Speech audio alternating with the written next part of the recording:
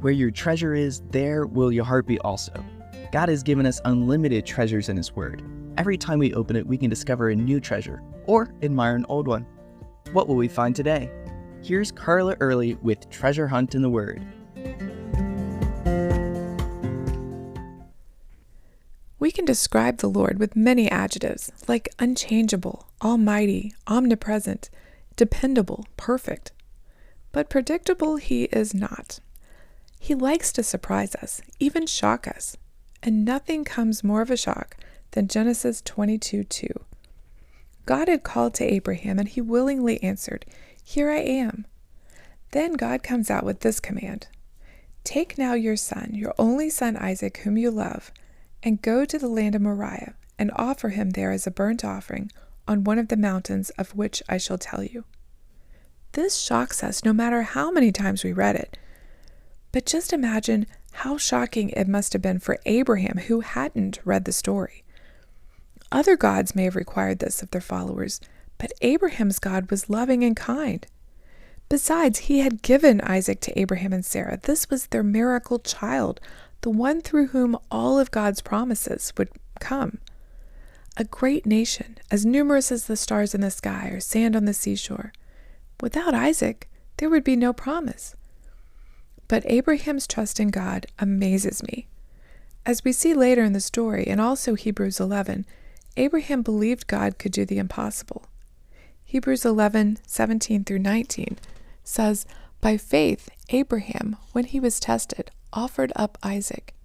And he who had received the promises offered up his only begotten son, of whom it was said, 'In Isaac your seed shall be called,' concluding that God was able to raise him up even from the dead, from which he also received him in a figurative sense."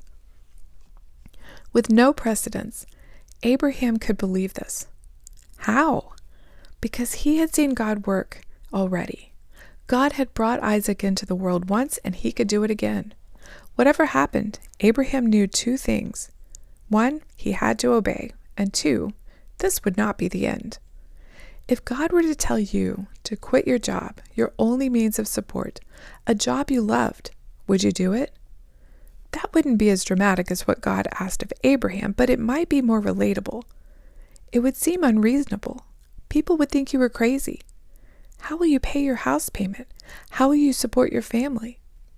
But it all comes down to, would you obey?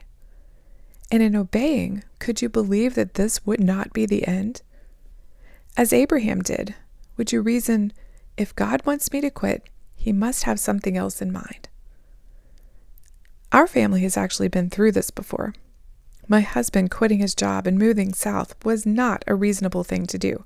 Everyone thought we were crazy. But it turned out in many ways to be the best thing we could have done, and the best timing, both for his job and our personal lives. We struggled with this decision, but we knew two things. Number one, we must obey, and number two, God had a purpose. Maybe God's calling you to do something that seems unreasonable or just even hard. Will you obey? And will you trust God's plan and purpose through all of it? I'd love to hear how it turns out. You can contact us at treasurehuntintheword@gmail.com. We'd love to hear the treasures God has given you through His Word. You can listen to other episodes on our website, which you can find in the description below. Thank you for listening, and remember, where your treasure is, there will your heart be also.